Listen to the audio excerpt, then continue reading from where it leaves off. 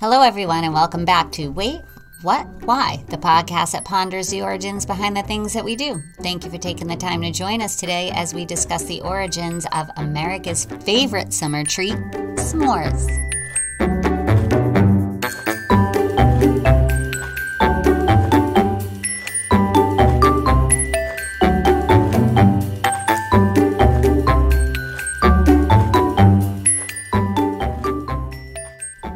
I'm Nicole Gallagher.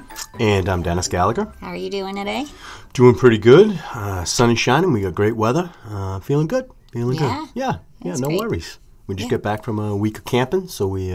Perfect timing to perfect have timing this for this conversation, episode. right? I told them all to listen to it. While we were there, we were told we should do the origins of camping, which is on my radar. But while I was researching the origins of camping, I came across this little gem, which is why we're starting with the origins of s'mores. There were a couple of s'mores served last week, if I recall. There were a lot of s'mores. There were a lot of s'mores, yeah. Served last week. Yeah, no, cool. No, feeling good. How you feeling? I feel great. Good. No complaints. Good. We went on a little walk in the woods today, right? We had a little walk in the woods with the dog. Yes, we did. Got a little sweat going. I think we did on right before the last episode, we were talking about hiking too, I believe. Yeah, we probably were. We do that a lot. We do Camp, that. hike, Yes. all that stuff. Yeah. Kind of like it. Yeah. No, Good no to worries. be outside. It is good to be outside. Everyone should be outside. And everyone should be outside having a s'more every now and again. You know, it's good to end the day on a s'more. And the day With a s'more. With a s'more. With a s'more. S'more and a smile, right? Yes. You know what I mean? I like that. Yes. Yeah.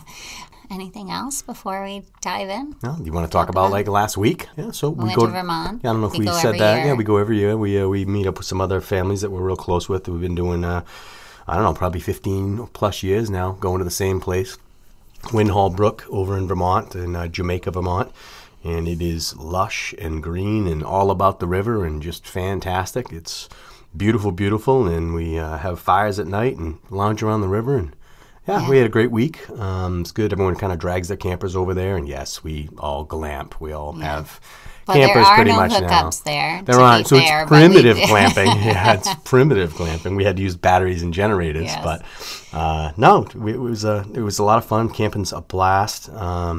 As we'll find out in this episode, no big surprise, I guess. I'm not a big s'mores guy. I don't eat a lot of sweets, but it's definitely a huge tradition, and the kids love it. I mean, you break out those sticks or whatever. Well, now there's so many. I mean, now people got fancy. They'll use peanut butter cups, right. or I've seen now in the stores they were square they have marshmallows, perfect for the crackers. Shaped for the crackers. They have some now that are filled, I think, like chocolate-filled marshmallows or whatever. So wow, so you don't even have to smash the Hershey's on it anymore or whatever. It's evolved, but I think it's fair to say that it is a camping treat that people look forward to. Yeah. And not even now, they have those little countertop s'mores cookers. Oh, goodness, do they really? Like a fondue thing, but for do it right in the counter? Yeah.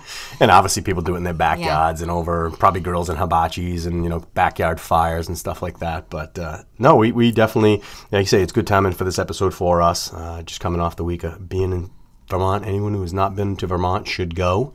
It's fantastic. We love all the New England states, but Vermont's probably the prettiest. Well, where we go, for sure. Right, for where we go, for sure. Yeah. No, that's kind of about it. Trying to get back in the swing, but no, ready for a podcast. All right, here we go. So instead of just talking about the origins of s'mores, what I'm going to do is I'm going to talk about the origins of each of the three key ingredients. You're so versatile. To s'mores. Look at you mixing it up. And then talk about weave it all s'mores. Together? Yes. She's going to weave it all together. Because I was very excited about this. All right. I can see that in your face. So where do you think, well, a s'more, right, 2 graham crackers with chocolate and a melted marshmallow on it, right? That's certainly a traditional s'more. So where do you think it came from? Like, where do you think either the tradition started or anything about That's a good question. I don't know. No. I mean, Hershey's, right? I think it has to do with a Hershey's bar. I'm wrong already. No, I thought Hershey's for was sure. Yeah, so I don't know. It's something to do with like a Hershey's festival or something like that. Did they start doing it? I have no idea. I like started. it. I like how you think outside the box like that. I like that. That's why I always ask you those things, because you always come up with an answer, and I would just be like, I don't know. Well, I don't think you got me up here for I don't know. I can't get away with that, can I? No. I'll get fired from this job. You will. That would be my guess. Is something. It always seems like there's some sort of a advertising or marketing, component to a lot of things. Not the old things we've talked about, but certainly anything modern, certainly anything from America, right? Because we're just so commercialized and kind of wreck all that stuff. But that would be my guess. Okay. Yeah. No, where is it? I'm not going to tell you. You're not going to tell. I'm gonna lead you through hook. this. Is that called a hook in the industry? Something like that? Cliffhanger? I'm just a lowly podcaster. I don't have. We're indie podcasters, is what you said, right? Little indie podcasters. Yes, we are. All right. So I'm starting off with marshmallows. Okay. What do you think a marshmallow is? Any idea? It's. I would say it's. I'm going to say it's like fluffed up sugar somehow. It's just sugar that they air it up and blow it up. No? No. Well, I have no idea then. Me either. Well, I do now. Okay. But I didn't. I thought it was like not synthetic, but a man-made substance. It's not man-made? It's not. You're kidding me. No. I was like thinking more like a cotton candy, I guess, when I was thinking something like that. They found a way to fluff it up. So here we go. Go ahead, tell me. It comes from mushrooms or something crazy, right? No, it comes from a plant. Oh, it does? Well. From a plant?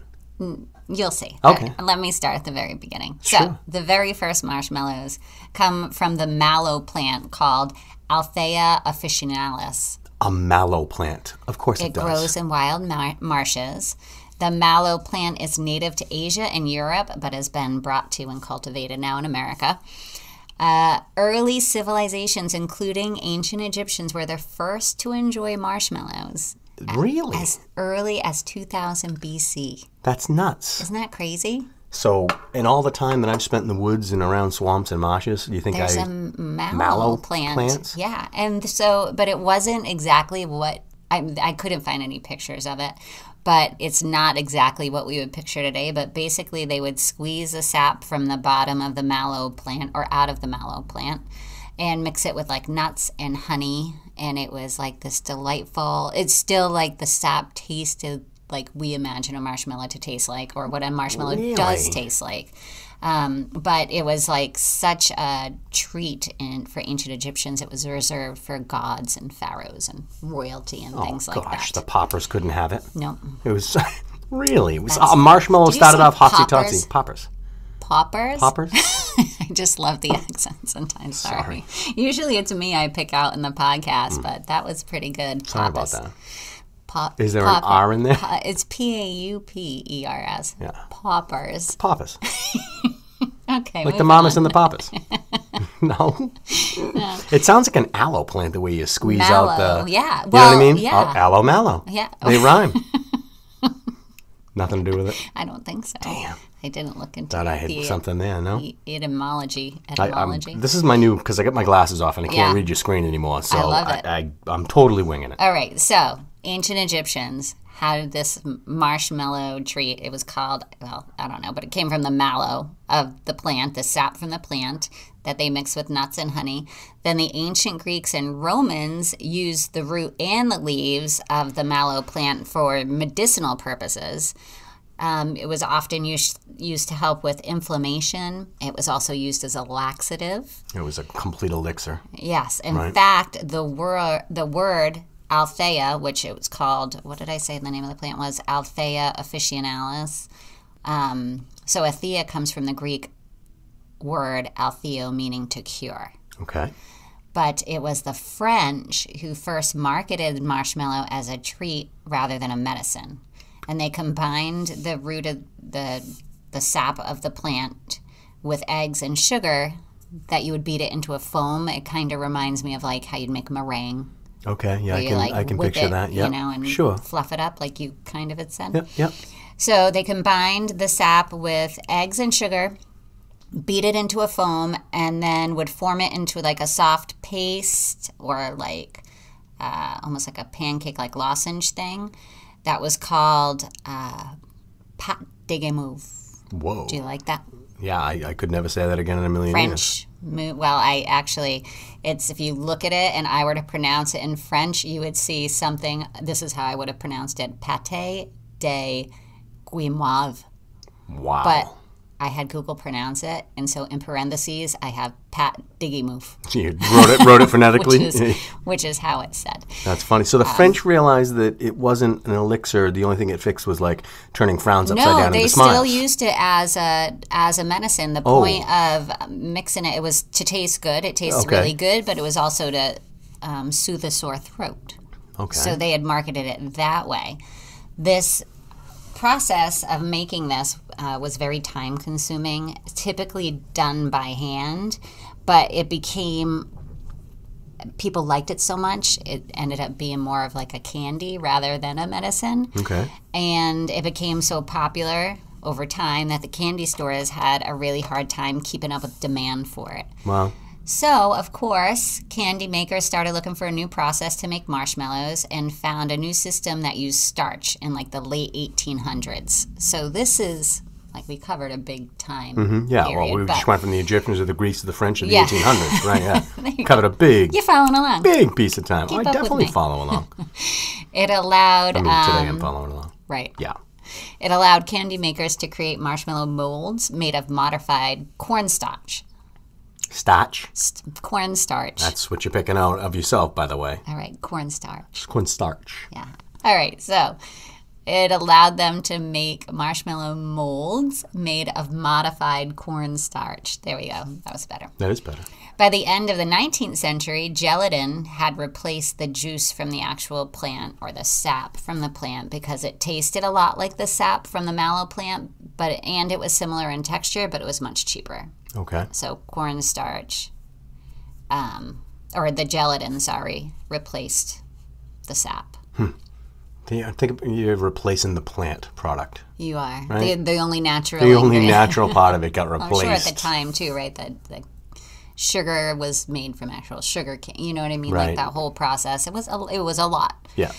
So, revolutions happen. And in 1948, Alex Dumac revolutionized the process for manufacturing marshmallows and created and patented the extrusion process. I'm familiar with that term. Are you? Yep, go ahead.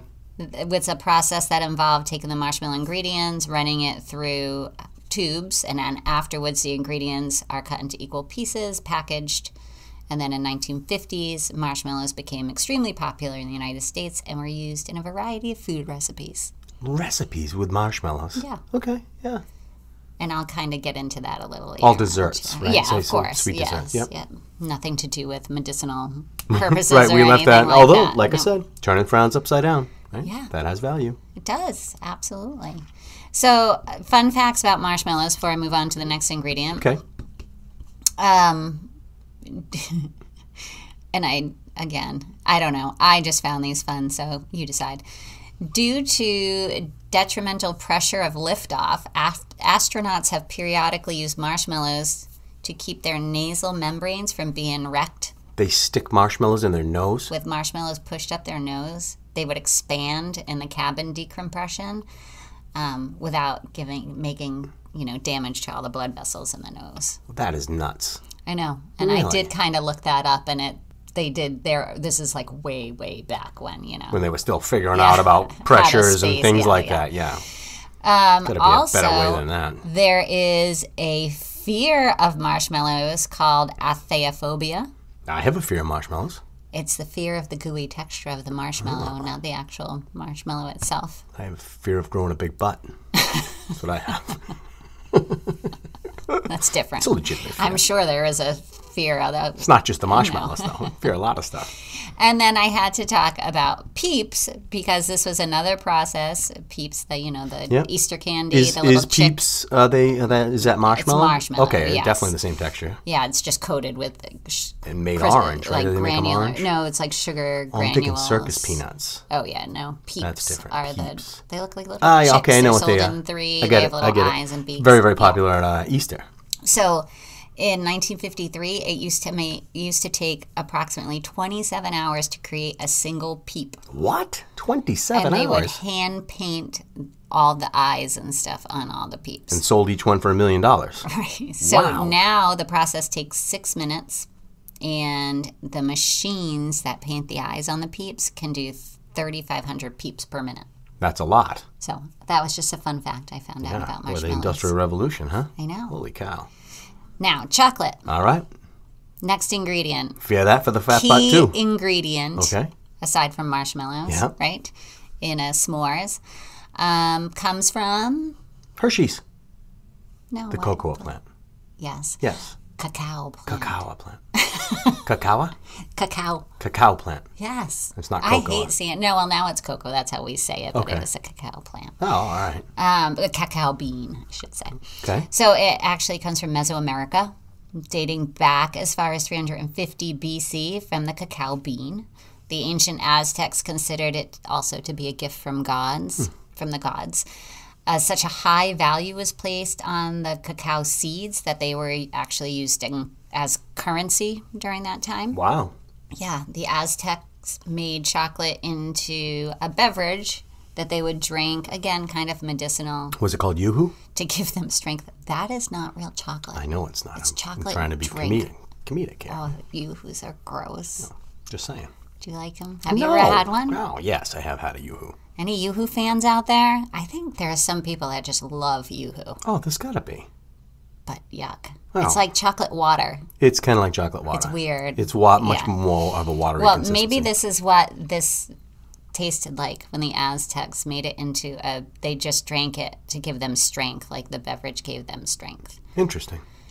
They didn't explore any other ways to use it. That's just what they did as far as it got. That's as far as it got. So then the cacao plant was brought to Europe from early explorers, including Christopher Columbus and the Spanish conquistador Cortez.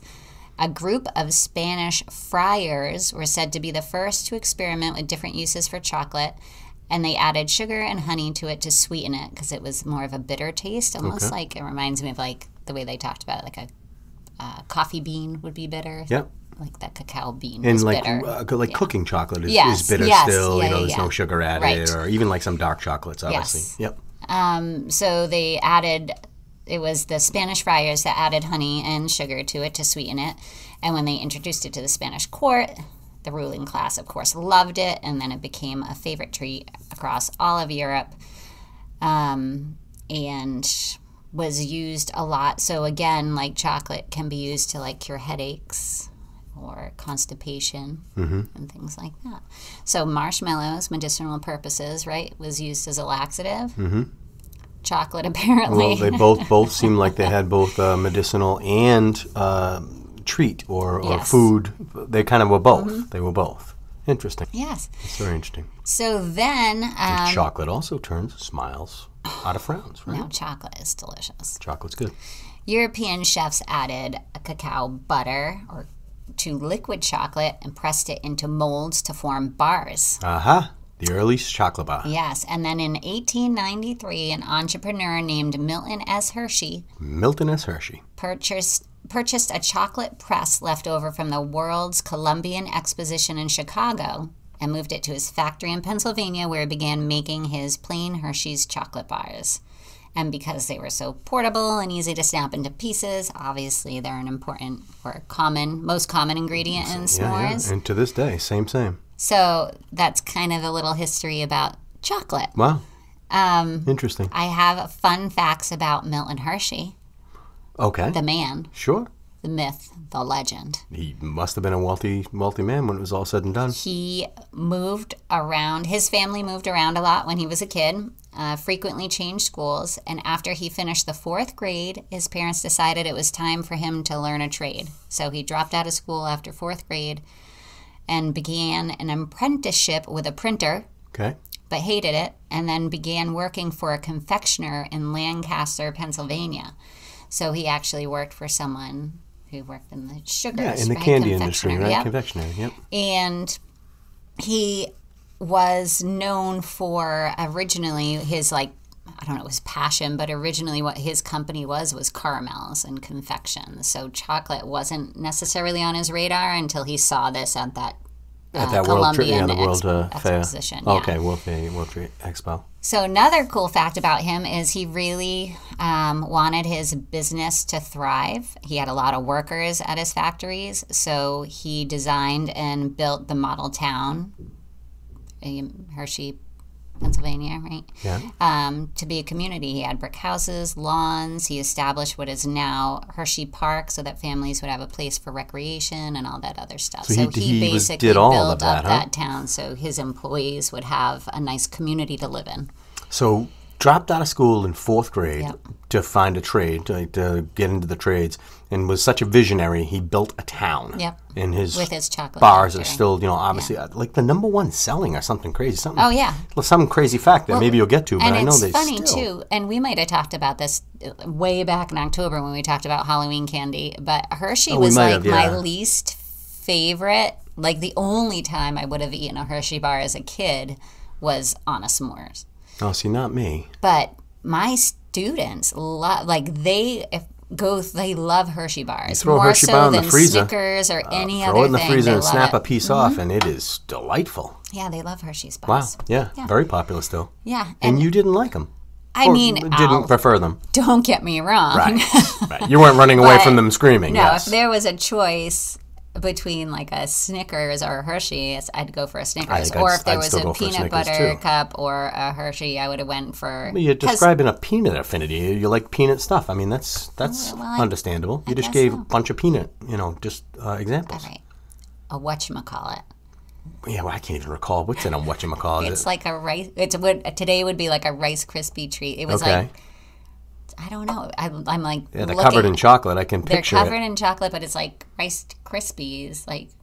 Yeah, it kind came in of. the tan package. Probably still do. Yeah. All right, Yeah. interesting. And it was probably with marshmallow. It's just. I don't want to backtrack, but that's crazy to me to think that. Can you imagine someone dropping out of school in 4th grade today? No. And turning out to be, So successful. unbelievable. I feel like that What a success happened story. I don't know, not frequently, but No, today you wouldn't drop out of school in the drop 4th out, I grade. meant, You'd like, be to at work. Harvard at 9. no, but I meant like to drop out of school to help the family with the Okay, business that's and the trades well, it was way and more stuff common. like that. Yeah, Was yeah, more yeah. That makes sense. Yeah, way more common. So one last fun fact about Milton Okay. Hershey. No, don't end on a bad note. It's not. Okay. This is like a, what? Are you kidding? It's a wait. What? Wait, what? Why? Why? Mm-hmm. They had tickets to the Titanic. You're kidding me. No. The maiden voyage of the And Titanic? but something made them return home instead, and there are two versions of this history floating around that either his wife Kitty was sick and they had to turn around and go home, or that something happened with the business that they had to turn around and We go would home. not have But- had Hershey But bars. either way, they had tickets to be on the Titanic. That and is a didn't make it. crazy fact. Isn't Can that you nuts? fact check that? Yes. Wow. What are the that nuts? chances, huh? Yeah. Well, thank goodness his wife was sick that day or whatever it was. I know. Right? Isn't that crazy? That is crazy. All right. Yeah, that's a good one. Yeah. Wow. Now wait till you hear this. I can't wait. Bated breath. Let's do it. Graham crackers. All right. Graham crackers. You last can't slight the graham cracker. Key ingredient. No, because you have to have something to I hold like all the graham stuff crackers. together. Yes. Yeah, you like them because they're not that sweet, right? Probably. Yeah. Yeah. Well, there's a reason for that. Okay. Man, this is better than I thought it was I going to be. told It's you. good. No, hey, I didn't believe you. All right. Well, let's see what you think about this. I will. All We'll right. see. So I'm going to start with a little bit of a debate about it and then stick to the story that I like the best. How about Okay. that? You've chosen the story you like the best. It's your damn show. You can Okay. do that, yeah. So, who actually produced the first graham cracker is kind of up for debate. Some say it was named after Sylvester Graham because they were made of an unsifted wheat flour that he promoted. Okay. Some say that Sylvester Graham himself invented the snack in 1829, and others claim that the graham cracker didn't come into being until 31 years after Graham's death. And the reason why some people argue that is because that's the date when you start seeing recipes for graham crackers appearing in cookbooks. But that's the only thing I could find about that. That's weird. So I'm going to say nay to that one and go with it definitely came from Sylvester Graham in one form or another. I don't know why, but I believe you. You should. I do. All right. So just moving on a little bit from that, with the kind of lead into where it is now. So many bakers tried to market the crackers, but it wasn't until 1898 that the National Biscuit Company, which is now called Nabisco, Yep. made any progress with their Nabisco graham crackers product. Nabisco achieved even greater success with their Honey Maid line, which was introduced in 1925, which made it a little sweeter because they added honey Yep. to the graham cracker recipe. Yep. So today's graham crackers are made with bleached white flour, honey, sugar, and all of these ingredients that would have Sylvester Graham spinning in his grave. So this is the part, well, we kind of said this earlier, but this was literally the part that had me being like, wait, what? Why? I Wow. need to figure this out because this was the basis for me wanting to do s'mores. So Sylvester Graham. So the research I had found was that the graham cracker was originally invented to curb your sex drive. What? Yes. What? Exactly. To curb it? Curb it. Who the hell wants to curb it? Well, Sylvester Graham did. He did? He did. So in the I don't like that guy at all. wait till you hear this story. I'm like, okay. All right. So early The 19th. dumbest thing I've ever heard. Well, early 19th century. He's a New Jersey Presbyterian minister Okay. and believed that humanity was on its way to a moral collapse due to obsessions with carnal desires. Thank God he was wrong. He also believed that the food we were eating greatly contributed to our undeterred need to have sex. The food that we were The eating. food that we eat. So if you went out and had like steak and wine, according to an 1847 text he wrote, quote, increase the concupiscent or excitability, I had to look that up, of the genital organs. The wine unquote. does. The food that you eat. Oh, The okay. food that you consume. He was going after the food when it was probably should have been the booze. Yeah. Or, you know, it's just sometimes people are horny. So, yeah. Yeah. it may not have anything to do with the food that you consume. That is a nuts little fact right there. But, so, anyway, he believed that the food that you ate greatly contributed to your need to have, a person's need to have sex. So he promoted a special process of baking using only finely ground, unbleached wheat flour, wheat bran, and coarsely ground germ. Out of this came a bland, dry cracker that he named after himself, the graham cracker. Unbelievable. That might be one of the weirdest facts I've heard doing this show. I know. Are you kidding me? I know. So he thought, And let me guess, he lived to be a ripe old man with 15 kids as he was trying to curb everyone else's sex drive. shall I go on? Yes. Okay. I'm blown away by that. Me too. That is That's nuts. why. This is why I had to do this episode. Okay, I got you. So Graham hoped to end what he believed was the scourge of his time, which was masturbation. Graham, growing up, was one of 17 children. He found sexual urges to be something to be repressed and found, quote, self-abuse, unquote, something that was a particular problem in society. So self-abuse was actually a turn of phrase that was common in the early 1800s for masturbation. Okay, that's how they referred to it. Yes, Yeah. self-abuse. So it was not looked upon Favorably. as it may be today. Okay. So he believed that a vegetarian diet consisting of fruits, vegetables, limited dairy, and bland starches would result in an end to this type of behavior. So for the last 2 decades of his life, Graham, who died at age 57, Oh, he didn't like being a ripe old man.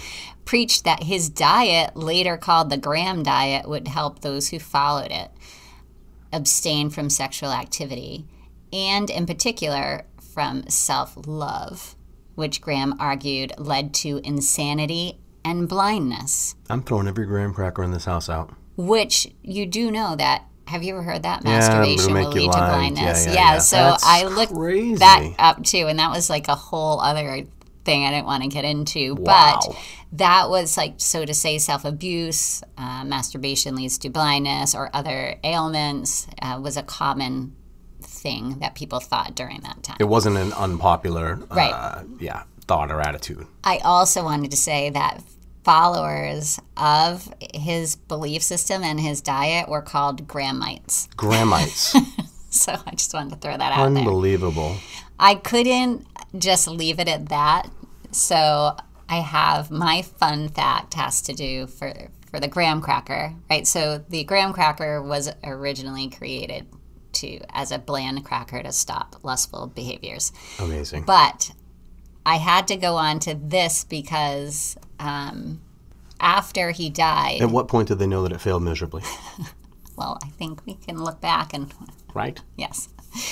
So the Grahamite movement diminished after he died, after Sylvester died in 1851. Once the preacher passed. But one man in particular stayed true to Graham's bland food and sexual abstinence edict. That man was Dr. John Harvey Kellogg. Okay. Not just a coincidence that that's that name? Well, no. So he was the superintendent of the Battle Creek Sanitarium in Michigan, and he insisted that his parents abide by a similar diet, a bland diet. His brother, Will Keith Kellogg, who was also the sanitarium's bookkeeper, accidentally left cooked wheat out one time, letting it go stale, and they decided to try and force it through the rollers anyway. But instead of softening it, the wheat came out in hard and in like flake form, and Dr. Kellogg served the flakes to the patients in the sanitarium, and they were very well received. So, frosted flakes. Hence, cornflakes. Cornflakes. That's right. Yeah, cornflakes. So, and there's debate there was some debate over, did Will leave it out? Was it Will's idea to run it through the rollers? Was it John's idea? Oh, who actually gets the credit? Right, who gets the credit? So basically, that's what happened. John and Will argued over who developed the flaked cereal. John Kellogg ended up patenting it. I can't say it. Patenting it. Thank you. We're a team. Thank you. And so he got the credit. Right? Okay. Yep. But when Will wanted to add sugar to it just to sweeten it up a little bit, John refused to do it. So Will started his own company called the Battle Creek Toasted Cornflake Company, which later became called the Kellogg Company. Okay. That John was no longer able to legally use the Kellogg name after that. So Will ended up being the Kellogg cereal brand that we all know today. Even though arguably his brother was the one who... His brother was the one who started this diet and started this company, ran the sanitarium, but Will just wanted to add sugar, and when John wouldn't, Will made his own cereal company. John continued with the sanitarium. Because Will wasn't eating the graham crackers and probably want to have, some sex. Yes. Right? Yes. That's what makes sense. Yeah. Isn't that nuts about crazy. the graham cracker? Yeah, that was the never thing. in a million years would I have guessed that. So when I was first researching s'mores, that was the thing. I was like, the history of the graham cracker, and I was like, that's crazy. So then I went into the history of the other two ingredients and thought, this is fun. Yeah, no, this is where I'm going to go with this. 100%. That's nuts. So now we put all these three ingredients together. How did that happen?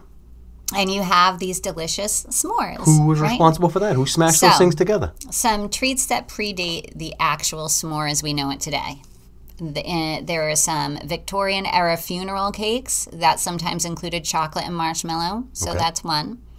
Mallow Mars, which is still a candy that's around today, really? Is basically a cookie form of a s'more. Okay, I know that. Yeah, it's like... Yeah, like not a as cookie with so. No marshmallow offense to in anyone it who likes and those. dipped in Not as chocolate. good, I don't No. think. Yeah. No. It doesn't seem like it's a higher grade of marshmallow, maybe, of anything. I don't know. Yeah, I don't remember liking those. Yeah, Moon I pies remember liking are those. a form of moon pies. Actually, have two round graham cracker cookies with marshmallow filling center, and they're dipped in a chocolate coating. It's kind of essentially a s'more, right? Ingredients wise. So, to me, I don't really like any of those things. Well, I've never had a Victorian-era funeral cake, but Mallow Mars and moon pies I've had, and I was like, well, what makes them so different? Like, it's the melty, gooey, like the roasting of the marshmallow and the constructing it of itself, right? That's what makes a s'more so delicious. So, here we go. 1927. The first official recipe for a s'more came out in the 1927 Girl Scout guidebook called Tramping and Trailing with the Girl Scouts. The Girl Scouts were the first ones to put it to paper. The first ones to put it to paper. You're kidding. So the book was meant to give advice on how to be a good Girl Scout. Its lasting legacy was the quote, some more, unquote, originally intending to feed 16 hungry scouts. The recipe, which was later credited to a troop leader named Loretta Scott Crew, calls for 16 graham crackers, 8 bars of plain chocolate, and 16 marshmallows. Next, it says to toast the marshmallows to a crispy, gooey state, then put the marshmallow on top of a chocolate bar and in between 2 graham crackers, and voila, you have some more. That's a freaking s'more, no doubt about it. So it's unclear. I couldn't find anything that said when did it go from being called some more to s'more, right? Like we see it today. So they used to have an O in front of the. It they was switched places with the some more. Also 2 O's. Some more. Okay. Now it's just s'more. S'more. Yeah, an S in front of it with an apostrophe. So So that book came out, 1927? 1927, that book came out with a recipe, and at least until 1971, it was still the treat and the recipe was still referred to as some more. It's bizarre. But we know it today as s'more. I don't remember s'mores as a kid, now that you say that. I don't think we made s'mores, yeah. Well, I remember roasting marshmallows for sure, but the s'more was a step beyond. I don't remember that. Did you do s'mores as a kid? I don't think we did either. Oh, you just roasted marshmallows. Yes, we did roast marshmallows. Huh. Interesting. But it's probably because... Well, I wonder when it became very, very popular. Well, we didn't come from a lot of money, that's fair to say. But I ate steak and Wonder Bread, and we had lobsters on occasion. I mean, you think a s'more would have... Well, my family was a very healthy family, so we didn't have stuff like that around. Oh, la-di-da. No, it was detrimental to my childhood. Like, if my mom bought, some chocolate chip cookies... It was like, yes. Yeah, let the balloons fall. Or sugared cereal. But at what point did it become, 1929, when did they become very popular? Do we know that? Because it's popular now. Like you said, it's become popular, kind of a pastime. Yeah. And I did have another fun fact of how many marshmallows are sold in the summer in America, about this. But I didn't write that down. Again, we're campers, and when's the last time, it was, especially in a group camping situation, that the s'mores didn't come out? They always come out. Heck, we have s'more ingredients sometimes, and we don't even really eat them that much. Right. But you have them. I don't know. Because that's an interesting. I guess you always think about what do I remember that? I don't really remember that as a kid. It's saying way before our time. So they were popular. It's saying early 20s. So our parents were just trying to keep us healthy. Yeah. Or we were poor. Cheap. Yeah. Well, okay. I'll buy that. I mean, give a stick and a marshmallow around the fire. Cheap, right? What does a bag of marshmallows cost? Yeah, maybe that's what it was, the chocolate. And, thank God they weren't feeding me too many graham crackers. Well, if they knew, they might have. We wouldn't even have any kids now, for goodness sakes, More right? Isn't that crazy? How prudish. Isn't that a crazy story? That is a crazy story. I was very excited to do this episode, and I was talking about it while Dad and I were hiking on our camping trip, and he was not... He didn't look too into it. Well, something, again, I don't really eat them, so I didn't, I don't always think of the behind the scenes, or that's why this show's kind of cool, with the origins and the fun facts and things like that, and it gets you thinking, gets me thinking. Isn't that nuts? It is nuts. Graham crackers to curb sexual urges. Yeah. Bland. Crackers. Yeah, exactly. That's nuts. Graham crackers. Never in a million years would I have guessed that. I know. Huh. And I also would never have guessed that a marshmallow originally came from a plant.